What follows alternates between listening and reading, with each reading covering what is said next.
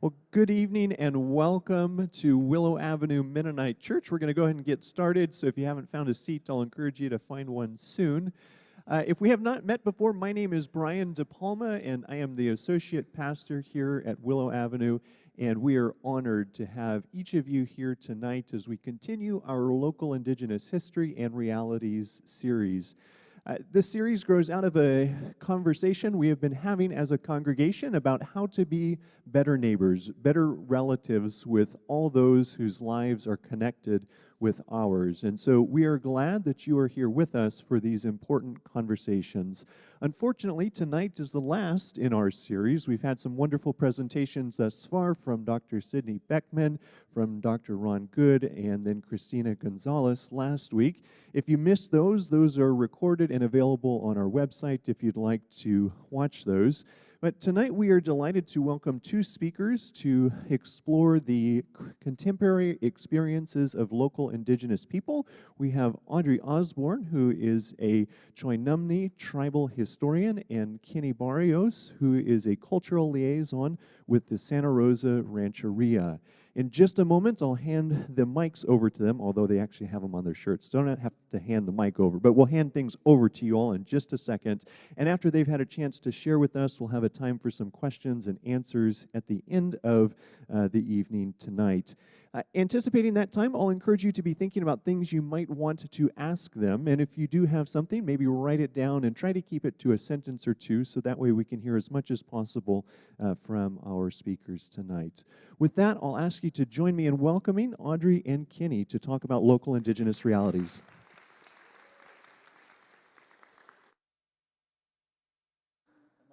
Are we up? I guess. So, hello, my name is Kenny Barrios. I'm a cultural liaison for Santa Rosa Rancheria Tachioca tribe, and I am also a tribal member. Living in this place that we call California, we all know it was once indigenous, and it was home to not just my tribe, not just to her tribe, but to several hundreds tribes.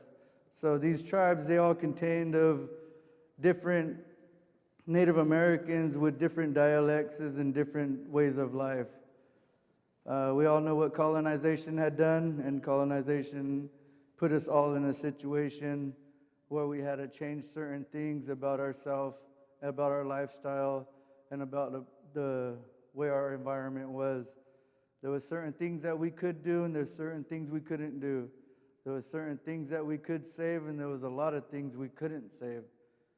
And one of the main things that we couldn't save was our culture. We couldn't save our language. We couldn't save our traditional dances and our songs. So today, we are trying to recreate our dances, and we are trying to bring back our language. Our language was one of the things that identified us as Indigenous people. As you all see, I speak very good English today. And that right there is a good sign of that we were colonized people, that we lost a battle in certain things and in trying to save stuff. And that was one of the main things that they succeeded in, is taking our language away from us. This way of life, it was something that I'm pretty sure our people didn't like, but we had to adapt. We had to become, comfortable with losing everything that we once had. We had to be, I don't even know how to say it, all right with a lot of the things that were destroyed. The land, a lot of our burials, a lot of our items were taken. And not only were they taken, but they were stored away from not just you guys, but they were stored away from us. Today we battle with a lot of things, trying to get back and trying to find them, such as our ancestors. Our ancestors are one of the things that did everything everything they could do in order for me to be here today. They changed their identity. They had to say they were something that they were not. They had to change their way of thinking. We have Creator, but because of certain things, they had to say they were Christians. Some of them said they were Mexican, because if you said you were Native American back in the days, they would have killed you. They would have done things to you that would take away everything from you and your whole entire community. So we are fortunate people, not just my tribe, but all the tribes, the ones that have anybody left. So I come from the lake. Most of you guys know Pa'ashi, the lake that we all came from. I'm from 2 different villages around that lake. I'm Wowo, and I'm Natunutu, and I am also Tachi. I say I'm Tachi today because that's the tribe that was left. That's the one place that we all knew, well, that everybody knows that it still remains. But all in reality, I'm a mixture of different villages. But when those villages were once taken away, those people had nowhere to go, so they had to go and find the nearest village that was still there, and that was Tachi Tatsai. We are Mud Duck people. I am Wowo. I'm Natunutu. I'm also Tule River. My mother is Tule River, and my dad is Tachi. So that's some of the things that I know for a fact that our people had to do, was change that way of living, way of thinking, so I could be here today and speak in front of you guys. We are not supposed to be here. As a lot of people know and understand, California was one of the largest indigenous places. It had the most indigenous people in America. But because of colonization and the things that happened here, the genocide in California, we lost like 80% of Native Americans throughout California. And this is how we all became submissive to these ways of life. These ways of life are not ours, but we adapted, and we became these people who what we call Californians today. So I just wanted to say that a little bit, and I'm going to give Audrey a chance to talk, because I will not shut up. So.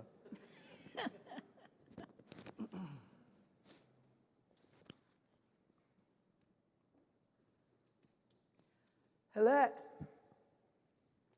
Hoyoshnim, Yowisna. Tantna, Choitnumni. I greeted you in my language, and I want you to greet me back. Hele. Ah, ta inshish. That's good. My Indian name is Yowisnut. That's from my great-grandmother on my mother's side of the family. I'm also Wokchumni. My tribal name is Washimlet. I come from 2 tribes, which I'm very proud of. When I was asked to participate in this topic, I really had to ponder on it for a little bit, because it's contemporary. Where are they?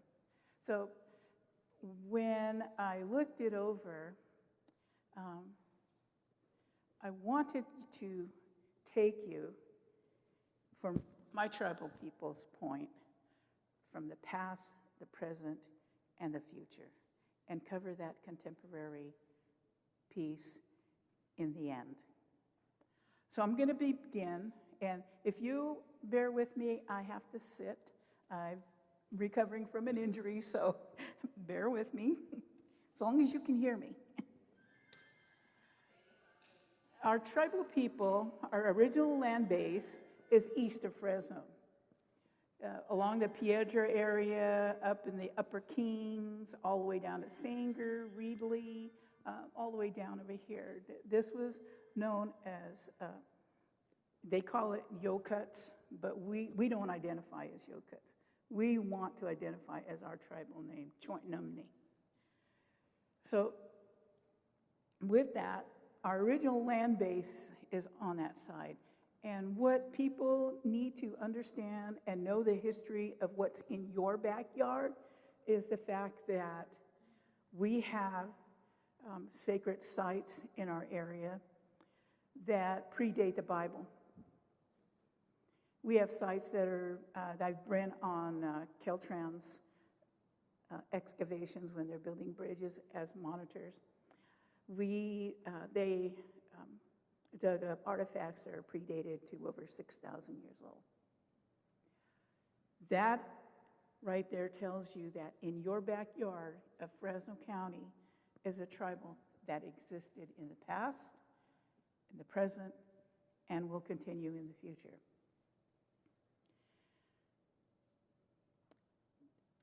My relative here covered the government displacement. All the tribes in the state of California encountered that. It was that assimilate into another way of living. Our tribe and our history tells us, and these are is oral history from long ago in our language, handed down from generation to generation. My great-great-grandmother, when she passed away, she was 109. She raised my mother because my great-grandmother, Julia Hughes Davis, was our spiritual leader. She was the leader of the tribe. Our leadership is more matriarchal. And when she raised my mom learned all of the history. Being that my grandmother was a spiritual woman, my mother grew up in that strict environment. Learned the songs, learned the traditions, what we as women, what our roles are, what we do, ceremonies, when you grow older, how you go through puberty. This is just mass history that's passed down. My mother's mother, Emma Oliver Davis, she lived and passed away at 104. So we, in our line of women, have a long life. Now, with that, this displacement is not, in the state of California, is not the same as when it happened in the other states. Because on the other states, say the Navajo Nation, all those bigger tribes, Cherokee, you have all their history that is in the history books. But there's not much history written about the true history of the California tribes here. Very few know it. And it is people like him and myself that's generational of oral history that's handed down. And with that government displacement, we are one of the tribes here in the valley that didn't conform to when the government sent out, because they were on the hunt in California to get rid of all the tribes here. And we as Native people have a standing joke. They drove you to the rock, now they want the rock. And I'll cover that later on. But the Choinumni people got to understand that we just didn't live in one place. We came from a beautiful area, the Upper Kings River. Many of you know that where they do whitewater rafting and all the water that runs from up there. When our tribal people when they came to hunt us, the cavalry was over by Waitoki Lake. That's where the cavalry sat. And they were on the hunt to wipe us out. But like we have a joke with our tribe, and when we teach this history, we as Indian people were not. They came and hunted. They thought what worked in the other region, we'll get them in the winter because they'll be in their homes. Well, we were smarter than that because the Kings River ran free. It didn't have the Pine Flat Dam to hold the water back. So what we did was during spring, summer, we were gathering all our supplies. When we knew the winter was coming, all our people moved back up to the homeland, to the land base. And that river ran wild, so when the cavalry came for us, they didn't find us. And it's not in their history, but it really is something that when we went back and read documents of how they tried to track us down, they sent other natives from other states because they're trackers for the government. They didn't realize that we were much smarter than that. And that's why we continue to exist even in this generation. They did do treaty with the tribal people in California. Our chief at the time was Chief Waitoki, but ours was an unratified treaty. So we never gave up our tribal as colonialization happened. We never gave up and signed away our rights as Native people, as Choctaw people in the state of California. And that's their own history. And we've proven them wrong numerous times. So that's just a brief overview of our history. There's much more than that. But what I wanted to cover and make sure that I covered was who the Choctaw people are, when they existed. Yes, they had a history. Yes, they are in your backyard and have been here forever. We have had numerous, our local governments finally acknowledge that we are here.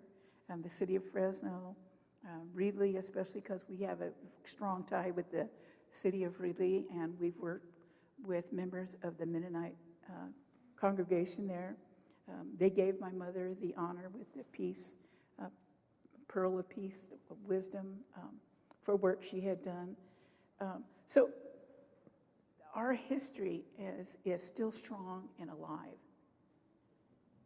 And I wanted you to understand that in your local area, in your backyard, we are here and we will still be here. Moving on to the present.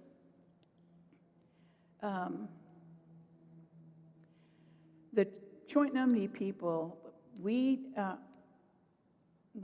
have, and I like to brag, we have young people that are much more in the present time accepting and moving on in this technological environment.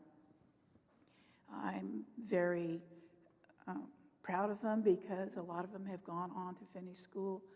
We've had a couple lawyers come out of the tribe. Excuse me. And quite a few are pursuing their degrees now. Some will go into law. Some have gone on to get scholarships, sports scholarships, become pro athletes. Who knows how open that door is? And, they are a role model for our younger people coming up. We as tribal members, we work for preservation, and that preservation includes our history. It also includes environment, because we are really strong in protecting the environment. We also are very strong in protecting our sacred sites. That is so important to us. But because we are not a federally recognized tribe, and here's where that past comes in, we can only go so far with the state. And we've managed, with the help of a lot of people, not just our tribal people, but people of other races that have supported us in our sacred site preservation, water, air. And we've made those connections that with other groups that think the same way, are strong in preserving those things as we are. We work for, we all work at we have our tribal burial grounds, which is located right below Pine Flat Dam. And it's extremely old. We were very fortunate. Some years back, my mother was a fighter for our tribal people, and her goal was to have that back in the hands of our tribal people so that we can use it. And we do use it today if a tribal member chooses to be buried there. We follow the ceremonial burials. There are protocols that have to be met. We keep that going the old way so that our young people will learn it and keep it going as well. We have some young people that are working on preserving language. They're doing video. They're just awesome with all this technology that you have nowadays for doing video, learning through those mechanisms, media. It's great. And we have one young person that's working on language and also with her grandmother. Some of us that are tribal speakers, I always tell our young people, they go, what can I do? I can't speak language. I don't know the history. You know, it's on and on what they can't do. And I tell them, well, tell me what you can do. What are your talents? And for our young people, I always tell them that. Are you a good speaker? Do you know a lot about environmental law? What's your forte? And I always tell them that you don't have to do what I do because I grew up in that environment. My life was different. My way of learning was always there because I was brought up in tradition, language, culture, ceremony, and it was a very strict life that I had, and which I loved because I wouldn't be here today to be part of that history and then pass it on down to our next generations. So, you know, when I tell our young people present, you know, do what little you can for your tribe. Whatever you're good at, come to and say, hey, I can do this. I'm good at making flyers. I'm good at making poster signs. You know, it doesn't matter. It's the little things that help. And by doing that, they're also getting involved in our burial grounds maintenance by working at our burial grounds, coming to, when we have a burial, they come and they want to learn the actual, how the ceremony is done, what is after, prayer, singing tribal songs, which songs are appropriate. And as I mention this, I can see you all going, wow, that's a whole lot. And it is a lot, but it's a part of your history. And I'm sure a lot of you in here have your own histories of where you came from. I know we work with a lot of people in Reedley. It's a Swedish people moved here from Finland long ago when my great-great-grandmother was alive. That's why we have a good connection with people of Reedley, because they were learning to live in a new environment, and they always looked at us as the environment. We also learned that some of their foods were like ours. Our herbs that we used were similar to theirs. You know, so we've always been very good at being and thinking out of the box and being multicultural with other people, and we respect that, because how are all the people, all the two-legged people that walk this earth going to survive if we don't express that, if we don't do that, if we don't extend the hand and help each other in that way? And that's one thing that we really try to pass on to our young people. As I said, language is extremely important. History of the tribe. We have young people, well, I can't speak the language. We don't have to speak it. If you're going to learn just 2 words, that's somewhere to start. You know, so we are always happy about that. And tribal songs, there's always good songs. There's songs, we have friendship songs, and we teach them those. I used to work with a language programs, Advocates for Indigenous Language in the state of California. I was one of the people when they first started. I worked with the tribes from one end of California all the way down to the other. So I knew most all the tribes here. But we, at that time, we were teaching them immersion, the tribal people, to immerse their language, teach them techniques on how to teach language. And that was a great experience. A lot of tribes up north, south, and here in the valley. And that program is still strong today, and they're still doing it. So we encourage our young people to really get involved in that manner too. Now, looking towards the future,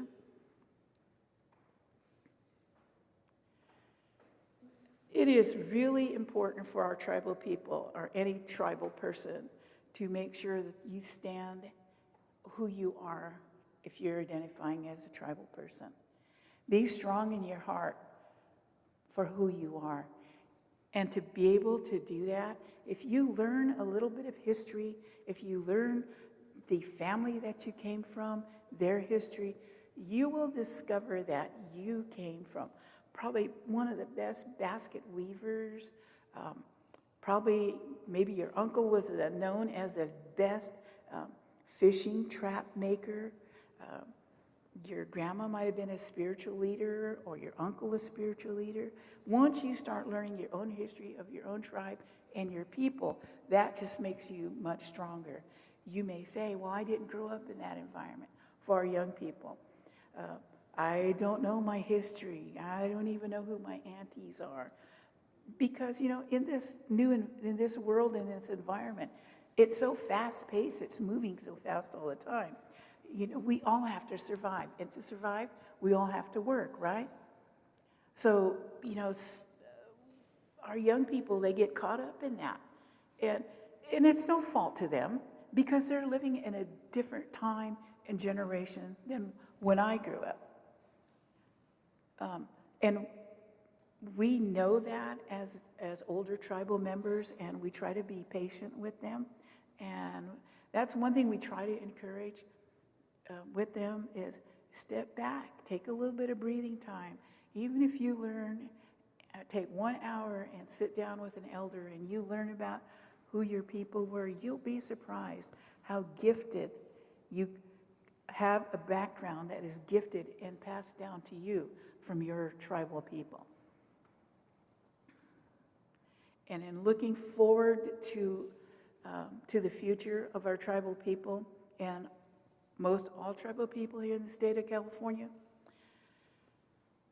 we strongly say to our tribal people, when there are no Indian tribal people walking this earth, that's when we don't exist. When there is no language spoken, tribal language spoken, we don't exist. When there are no basket weavers, when there are no materials for these basket weavers to continue. When the waters dry up and there's no fishing. Mother Earth turns all the time. It changes with the season. Our Indian people knew this. Our Indian people knew that what they saw in that time and in history, and with the strong history that I come from, it's not going to ever happen. Because every day, you look at this young man, he's teaching a whole history. He's still continuing to teach songs.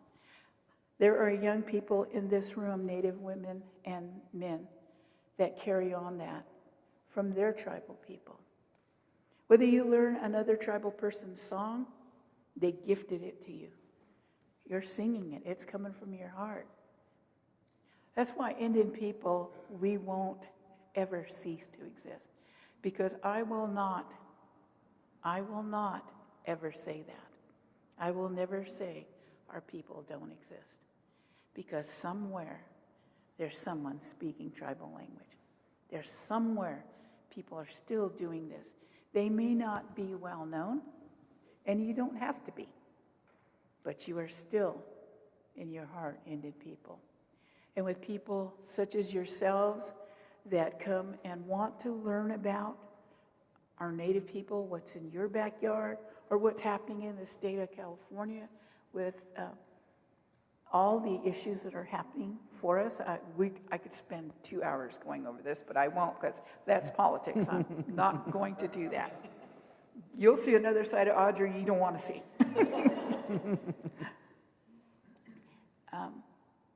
But for our future generation, I see that willingness for them to stand up and want to learn. To come to me and say, Auntie, I'm lost. Can you sit with me for a little bit? I will sit with them. And we'll just talk. We'll talk. I'll share my growing up days, how hard it was for me to learn to make my first basket. I learned from the ground up, digging and cleaning. Whoa, it was a lot. When I learned from the ground floor how to do acorn, pound it, wow. I had some biceps then because I was young, because that rock is heavy. And I learned it the old way. I didn't have no grinder to do all this or put it in a mixer. I learned it the old way, the hard way. But all of those lessons were, I didn't realize it at the time, paved the way for me to be doing what I do today. To pass this on to our young people, whether it be from my tribe or another tribe. So for the future of our generation of young people coming up in this contemporary society, I see them coming back little at a time. And there will be people, other tribal people, to help them along. And this young man is a fine example of that for his tribal people. So with that, I'm going to end my time with you here and open up for questions if you have any.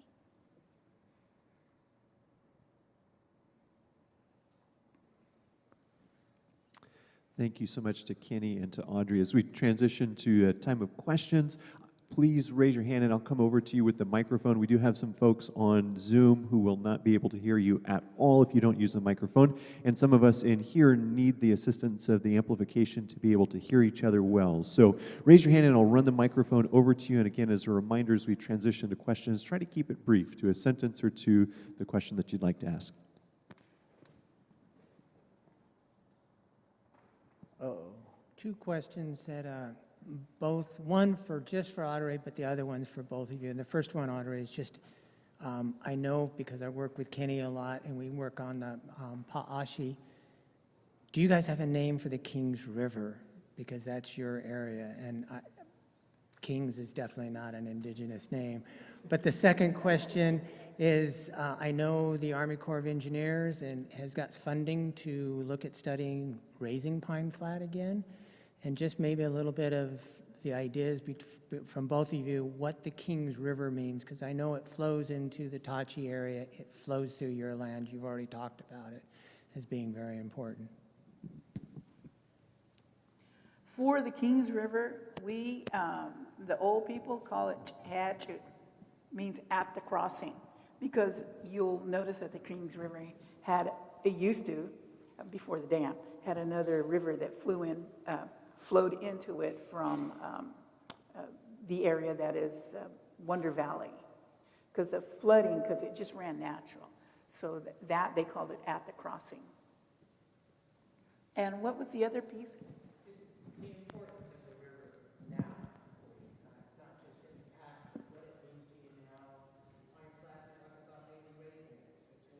Yeah, oh gosh, yeah. Well, for us, as you know in our teachings, water is life. The Kings River ran mighty. The water flows down, and not just for our people, our plants, our basket weaving materials. It flows from the Upper Kings down into the valley along in back of Reedley. The Kings flows there, and in back of the college, they've done some great preservation for White Root, and they're keeping that area because they have that area along the river. On down, there are other projects that are trying to put it into a restoration where that people can't aggregate mine, because the aggregate mining is really what's bothering, is affecting the river badly. Because in the Kings River on the lower levels, you have 5 aggregate mining projects going on. And every time those aggregate, if you see how the dredging and all that stuff is done, you go out there and you look at what they've done to the Kings River behind Vulcan, that big rock crushing place. It just makes me ill every time I look at it. And then downriver from there, there are 3 others that are mining also. In regards to raising the dam, that's another big political fight that we're going to have to encounter. Because I know they wanted to dam up by Rogers Crossing, and luckily they didn't, because they wanted to hold the water back. Okay, so if they do that, what's that going to do? Us as Native people, the river should run free. It should give life to all that are in this, walk in this earth. So that's extremely important to us, and we will fight to a bitter end to make sure that we protect that for everybody. So don't be alarmed if I call upon you when I get my radical stage. I won't show you that piece today. Well, for me, the water, that's what connects us as Indigenous people. You know, all of us, we use the water. You know, there's every river, every waterway, you know, that's where Native people lived. They followed the water. And me, by damming up this water, that's like taking a gift away from everybody that Creator has given, not just to you guys, not just to us, but everybody in this area today. By that dam being up there, all those dams being up there, that means it's being controlled by, a couple entities. And that's not fair, not for you, not for me, not for the future. That's who we really have to do this for, because we already lived most of our lifetime already. Our lifetime is, you know, who knows if we're going to be around here in 10, 15.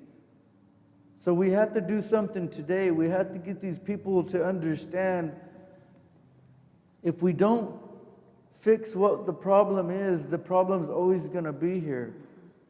This land right here was a wetland, and this land is no longer like that. There were natural springs in this valley. You will not see that no more.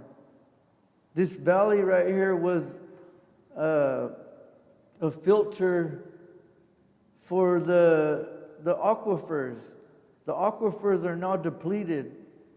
50 years from now, what are we going to do? What are you going to tell your kids in 40 years when there's no more good water to drink?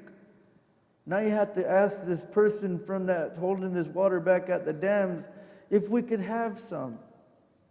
How is that fair for anybody? That is a gift from Creator to each and every one of us. That's like them selling bottled air now. What makes that possible? You know, if you created that water, then I could understand, yeah, go ahead and keep it to yourself. But you didn't. They didn't do this. It's being held back because of agriculture, doesn't want to be flooded out. Agriculture is making decisions for everybody, and they shouldn't be doing that. I understand that agriculture is very important, but so is our lives. So is our futures. You know, that some of that food that we probably don't even see. It probably doesn't even come in our stores. It's going across the world, feeding the world. Okay, you fed the world for over 100 years. Now let that water, let that lake provide for our people again. Because our people are the ones who's going to struggle later on. Once that water's gone, who's going to get up and leave? Everybody else. Who's going to stay here? Us indigenous people. We're going to suffer with the land just like we're suffering right now with the problems that's going on. Our people are going to be the ones to stay here and try to fix the problem that was created by somebody else. But until that person, those people see and understand the problem, it's always going to be there. It's not going to be fixed until you guys support us and we all go up there together and tell them, this is not yours, this is for everybody. So we have to come together and think about our future. Mm-hmm. Think about our future. You know, I'm planning on my last name and my generational people going on forever. We're not ending here. We've been here for forever, since the beginning of time. What makes you think that we're going to just up and leave with everybody else? We're not doing that. This is our home. Mm-hmm. We're dying here in this place. We're going to be buried with our ancestors. A lot of other people, it really doesn't matter to them because their indigenous place is not here. Ours is. This is where we came from. This is our home. And I understand that, you know, it's something that we have to get over. But how are we going to get over that when we care about our future generations? You know, how are we going to care when we care about your futures, your great-grandchildren, great-great-great-grandchildren? We're not just caring about our own because we're not those people. We care about everybody in this valley. We already know you guys ain't going to leave, so there's no point in acting like we're going to have you guys get out of here, because it's not going to happen. Let's live together, let's fight together, and let's get this land back to what it once used to be. Able to provide not just for you guys, but for our people too. Take these fences down that are stopping our people from gathering. We have medicine, we have indigenous plants that we can't get to because of a fence that has a sign on there that says no trespassing. That no trespassing isn't for you guys, it's for us. That sign is for us. So me, I keep my token white people and be like, hey, let's go over here. You can take the blame for me. You know what I mean? Like, tell me you're out there helping me. You found me out there or something. You know, just I need somebody to vouch for me. You know, because if I get caught out there, I'm going to get shot at or I'm going to get locked up. One of the two. But if you go with me, maybe we might get away with it. You know, so these people that are controlling things they don't care about anybody's life. They care about their pockets. Mm-hmm. You know, they're caring about the things that are going to provide for their families. You know, I've never seen anything, and they've never given us anything. You know, we've been on the Rancheria forever, and not one person, not one farmer has ever came out there and said, here's a piece of land back for your people. You know, it wasn't until we got our casino up, now everybody's coming by, hey, could I borrow some money? Hey, can you support us? Where was you 50 years ago when our people were struggling? Mm-hmm. Where was you at? Now all of a sudden you want to know our name? You want to know who we are? But we're not those people. We still help. We still provide.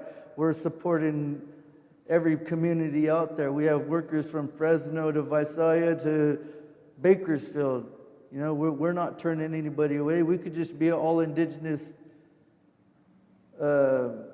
gaming area, but we're not. We help everybody, and that's how we've been our whole life. You know, we care about everybody. We just don't care about ourselves. If that answers your question.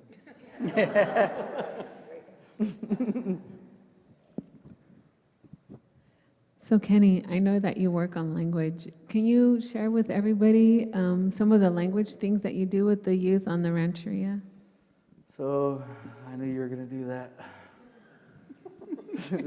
So the language program that we have, you know, like I told you guys before, they took our language. And we had maybe like 10 speakers 10 years ago, 20 years ago. And when I came to seeing that our people needed the help with the languages, I used to hear our elders say, you know, certain things like, bitik.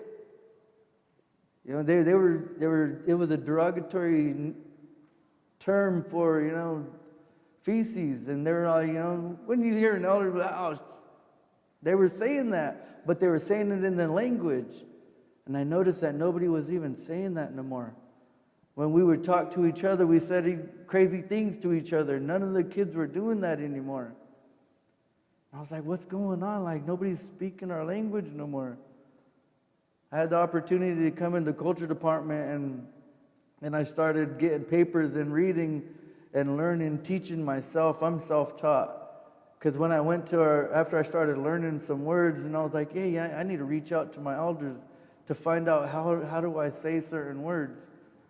I went to one of the elders, and he said, nobody cares about it no more. It's not important no more. This is not our way of life anymore. I say, you know what? I care. I want to be the one to carry on this language. I want to be the one to help this grow, this thing that was once taken away from our people. I said, it's not the time that we used to live in. Before, you know, you would get in trouble for doing something to somebody. Today we won't. You know, so I'll sit in 8 hours of jail if I punch somebody in the mouth today. Before, you used to get killed for it. But these things are very important to our people that I wanted to teach the youth.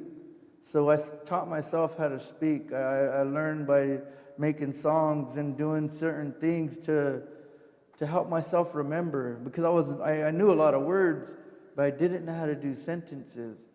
But being colonized, I made sentences, but I made them in a colonized way. Like as if I speak today, that's how I'm doing the language. But that's not how our people spoke. Our people spoke, some of them backwards, some of it regular, or, you know, just... Yeah, and by me being able to do what I do today, I think I helped teach maybe like 80 to 90 3 and 4 year olds. I got some that are in third grade now, and they're all able to remember some words.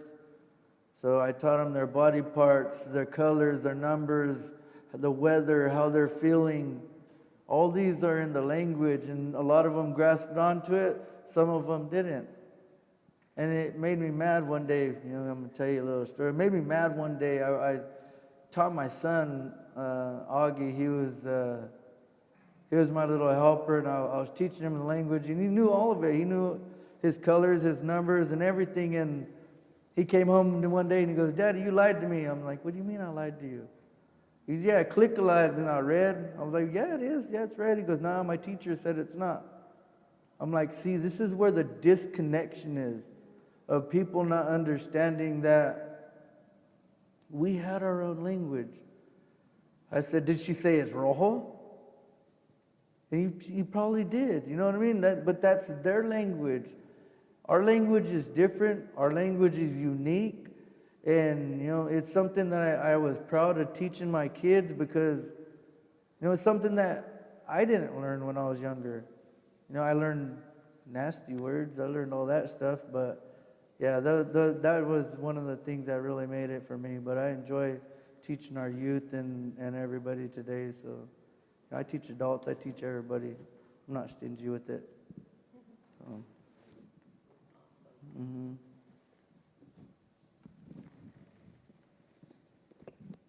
Thank you both for being here tonight.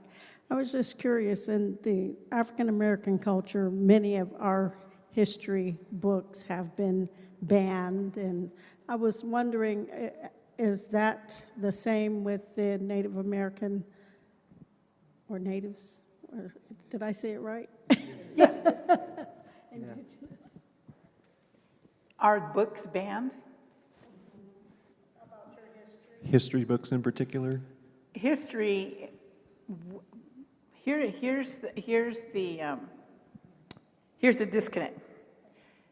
History is taught from all these anthropologists, archaeologists, and all these people long ago when the government came and they tried to identify tribes. Well, they didn't have a fluent speaker of that tribal language.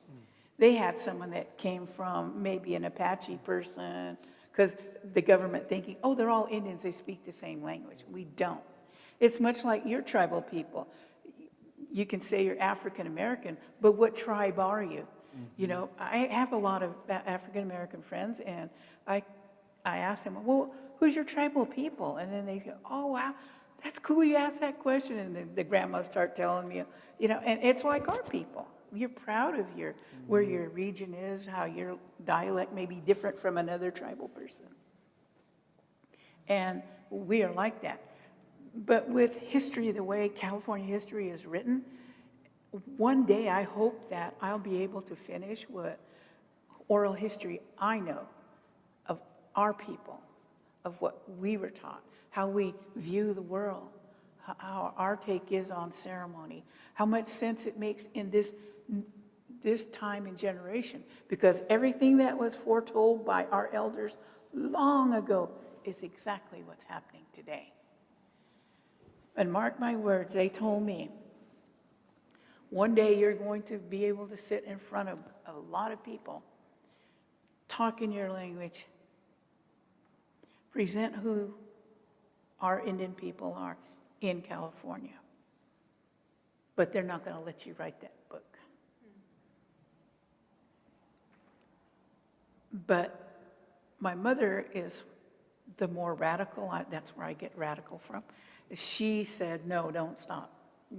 If I leave this earth, you continue on. One day, you might be 90 years old, but you're going to hand it down. And if I have to only give that book to our Indian people to read, fine with me. If I don't find a publisher, fine with me. But it's going to be the true oral history of our tribal people and the views that we had. History that was handed down. And in answer to your question, yes, history books here, they let you read. Those anthropologists, archaeologists, if we're going against the federal government, say we're going to try to get federal status, they don't take our oral history for our tribal people, our land base, and they take what the archaeologists documented a long time ago. And they come up with tribal people that are not even tribal people that existed. My great-grandmother was that old, and I told her, because I looked in the California maps, and they identified all the tribes in our area. And there was one they called the Wetchet people. And I went to my great-grandma, and my mom was laughing at me, and she said, go talk to Dita and ask her. So I asked her, what kind of language, what tribal language do those people speak? And she started laughing. She goes, oh, and then she started telling me that all our old people in that time when she was young, they would laugh at the archaeologists, anthropologists, and all these people, because to our people, it's a joke. The Watchiket is slang for stick. They call them the stick people. Because Wichet is a stick in our language. So when they couldn't write it, the non-Indians couldn't write it, they said, oh, they're just Wichet people. Or then they said Watchiket. So finally it ended up being Watchiket. So we'd all laugh. And even in our history, we all know that tribe never existed because there is no tribal language. My great-great-grandmother would have knew that, right? So, you know, this history that is going back. You're reading all the archaeologists, anthropologists that didn't speak the language. Now, if they had someone local that could speak the languages, then maybe I could say, okay, that's pretty close. But no. So one day, I'm getting up there in age too, so I'm going to try and finish. But, you know, it's the books that are written are not the true history of tribal people here in California. Yeah, I was just talking to a couple of the ladies earlier before we started, and I was telling them how, you know, I thought Christopher Columbus was this awesome guy. You know, I thought missions were doing these good things for our people. And come to find out, you know, they all lied to me. You know, I was reading lies. And they said, oh, you got to remember those teachers were taught different too. I said, no, those teachers were uneducated. The truth was here, but they just didn't ask the right people. You had to speak to the local communities and understand that, you know, the truth is just right down the road. But no, they wanted to read it and take what was given to them from a book written by an anthropologist or archaeologist. You know, these are the problems that they had, and we wanted to make sure that as long as we're here, you don't have to read that book. Come to the local tribe and knock on the door and ask for somebody that knows the history, and they could explain it to you. So we are here. We're not gone. And your people are not gone because they Yeah. have such a rich and beautiful culture like we do too. Cherokees say that when it comes to Native Americans or Indians, what's taught is all lies. It's all lies taught by thieves. This is true. Yeah. I always say that, you know, people got paid a lot of money to be anthropologists and archaeologists in those times. You know, again, now their history is something that hurts us in this generation and time because government only goes by what those true historians are up. And how do you undo that? You know, so, yeah. Go ahead. I wanted to ask about how the future looks from either of you about the youth that are currently learning or have already learned and are practicing, and how it's preserving the identity of Native culture. Well, for my tribal people, it really makes my heart flutter when I see these little ones and on up, and they're learning. And children are much easier to teach than adults, because adults, you know, you get kind of shame, and if you don't say it right. But kids, no, they're like sponges. And I know it's bright, and it'll be continued on, and it'll be what their identity will be for them. They don't know it now, but they will when they get older. So it looks pretty bright for us. I work with adult people, and so because I learned to use immersion, I learned when I worked with the program. So I teach them the way I would little kids, but they don't know that yet, the adults. I play games with them, you know, and I go, they said, do you play this with little kids? No, I don't play that with the little kids. This is a different game for adults. It's really the same thing. You got to make something fun, right, to learn for kids? Well, adults are the same. But adults are competitive if you have incentives. Like a cool-looking mug from swag we got at a casino or something. So, yeah, ours looks bright for us. And ours is like the same thing. But when I teach the little young ones, and then as they go up to older grades, I still go to the local school, and you know, as soon as I come in, I'm like a celebrity. You know, all the teachers are like, "Why are these kids running up to you?" You know, but they're all saying, "I remember Kalikalai, I remember Punchucks." You know, they remember all the stuff that I've told them, and that right there makes me feel really good that our language is going to live on. You know, they got 15 to 20 kids running up to me at once. I know the Kalikalai song. Is like, all right, let's sing it then. You know what I mean? We'll sing it right there in the middle of the school. And all the other kids are looking at them like, what are they doing? But it's me encourage them to don't be afraid to sing your songs, to learn your language. You know, you're always going to get people to talk about you, but those are the people that are jealous. Those are the people that are jealous of you because you're able to do something that they probably wish they could, or that they lost of their own.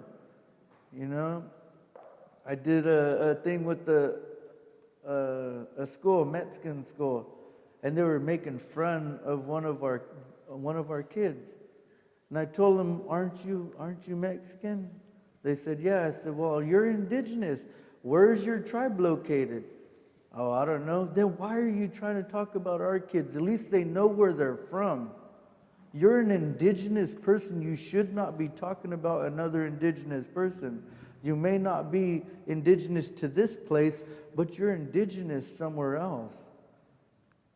And, you know, their teacher kind of looked at me like, hey, you're rude, you know what I mean? But no, I'm not rude. These kids need that. They need to understand that when a child's trying to speak or do something positive in their life, and you do something to make them not want to ever speak again, I don't tolerate that. I'm about encouragement, not discouragement. You're going to sit there and you're going to appreciate this kid's doing what they can. He's done something that he probably wouldn't have never done anywhere else. You know, he took him out of his comfort zone, and he did that.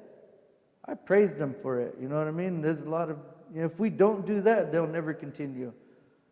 So we got to make sure that we, you know, help your youth. You know, if you guys have kids that learn your language, praise them for it. Hold on. My voice has been fine up until this moment, and I'm not nervous. I've had this question for a while. How was the Mexican or the land and the Indian separated? So how did you get Indian here, Mexican there, and is somebody walking and playing a double line? You know what I'm saying? I know a guy, I believe he's Mexican, but now he says he's Indian. And it just totally confuses me how that happens. I think it's just another term for Native American, you know, but it's just more of a derogatory term, just like Indian. Indian was a derogatory term, like it was something that, oh, there goes that Indian over there. Same thing, oh, there's that Mexican right there. But they're indigenous to this land. They're connected to the same soil as we are. You know, we're all connected to this land, but some of us are connected to this soil. You know, Mother Earth we were all born on Mother Earth. If we feel an earthquake, we all feel the earthquake. You feel the earthquake. That's the connection you have with Mother Earth. If you feel like the lightheadedness and everything, that's your connection. Mother Earth is our home. And that's where I need to understand. We all come from Mother Earth. We're all indigenous. Some of us are indigenous to somewhere else, though. I just might add, you know, I grew up in a town, I went to school in Sanger, which was, when I was growing up, was 97% Hispanic. So the only two Indians in that whole school was just me and my brothers. So, you know,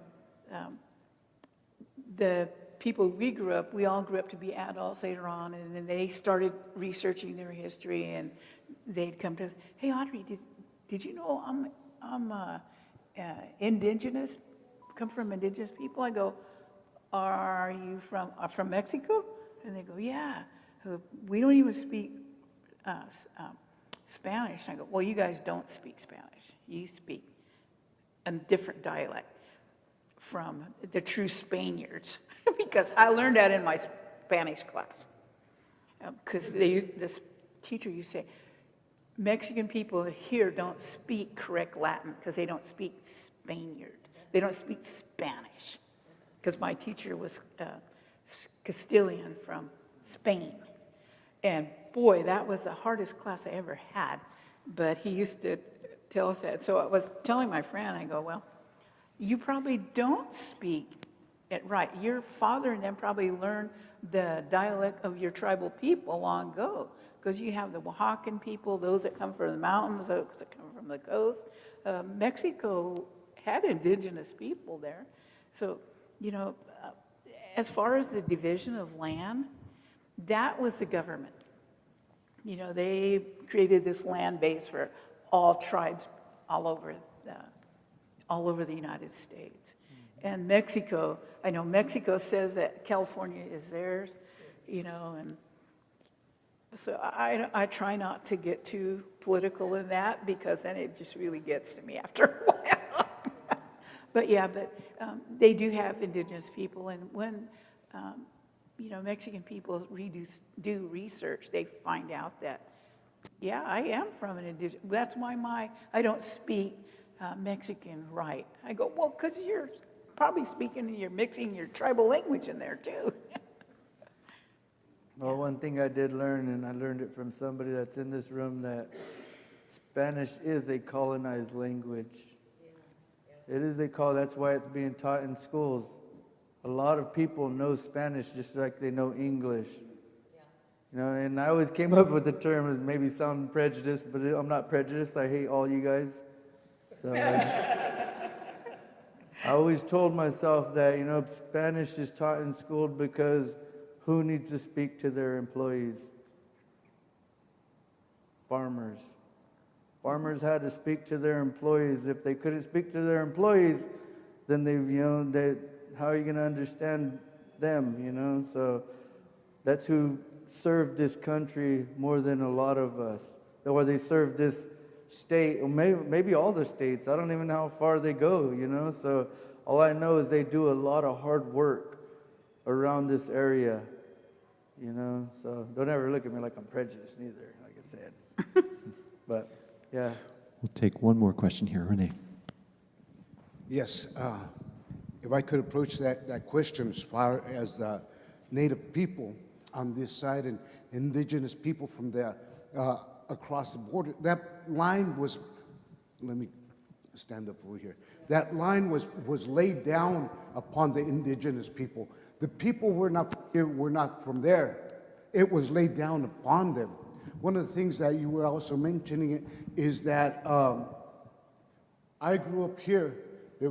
Doing some history, I found out that I'm Yaqui. But then the Yaqui called themselves Yoeme. So you have the Yaqui on this side of the border, you have the Yaqui on that side of the border. They both see each other as equal, but the bad part about it is, I don't know if you've come across this, is that I've noticed a lot of the Native American or the indigenous people from this side look down at the ones from across the border. And as you were saying, they speak Spanish, and that Spanish was brought to them, and it was taught to them, beat into them, like it was, English was here. But as far as the Mexican and being able to identify himself as Mexican and Indian, that's just the thing. Mexican people are indigenous, yeah. But they don't want to claim that because, again, like you were saying here, the derogatory terms here, over there was the same thing. They would call you Indio pata rajada, sliced foot. What they meant by that is that because you were from the land, your heels were cut or open up, or also when they would cut the bottom of a female's foot, so she couldn't get away from the tribe. So either she didn't have to be roped down or anything like that. What happens is that how far is she going to go with her foot cut? So she had to stay amongst them, integrate with them. But yes, as far as that question, Mexican people, that's the government. No. The indigenous people are the tribes over there, and you have a lot of them from the hills that still speak their language, dialect, and whatnot. So what I do know, and I will tell you guys, on that border line where they built that wall, there are burials there, and that is because we were up and down the whole area. We weren't just in California, you know, all indigenous people were all over America. So it's just, nobody knows where all of our burials are until they start digging or building or doing stuff like that. You know, they're still doing it today. We're still finding them. So we just want to make sure that everybody understands that if you're doing something in your yard and you find some sacred object, please bury it. Make an offering and bury it back to the earth because that's where it belongs.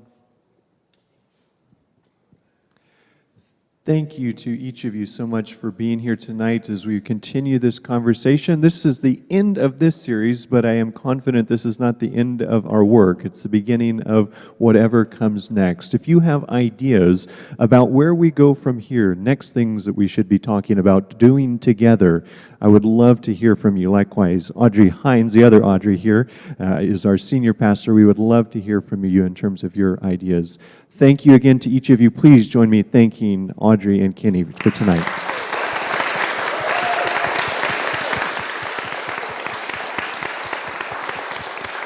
Thank you for that, thank you. And it was great being here with you.